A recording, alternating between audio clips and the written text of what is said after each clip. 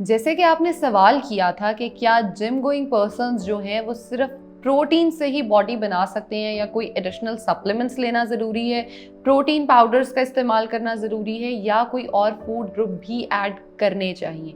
तो इसका सिंपल सा आंसर ये है कि आपकी बॉडी जब आप जिम जाते हो, वर्कआउट करते हो, तो वेयर एंड टेयर की पोजीशन में आ जाती है। आपके मसल्स जो होते हैं वो ब्रेक डाउन होते हैं और उनके ब्रेक डाउन से आपका जो खाना है वो बहुत ज़्यादा मैटर करता है। आपने उसके साथ एडिशन करनी होती है मसल बिल्डिंग में। अब मसल बिल्डिंग में क्या खाली सिर्फ जो प्रोटीन है वही बिल्डअप कर सकते हैं? इसका जवाब है बिल्कुल नहीं।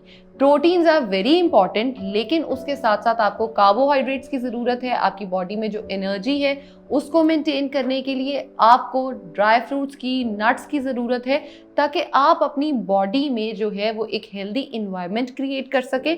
और अगर हम बात करें, आपके मसल्स में डिहाइड्रेशन होना शुरू हो जाती है, तो उस डिहाइड्रेशन को जो है वो आप क्योर कर सकते हो। बहुत ज़्यादा पानी पी के, आप नींबू पानी का इस्तेमाल कर सकते हो, मिंट वाटर का इस्तेमाल कर सकते हो, आप बादाम के दूध का या बादाम को दूध में डाल के इस्तेमाल कर सकते हो, खजूरों का इस्तेमाल कर सकते हो।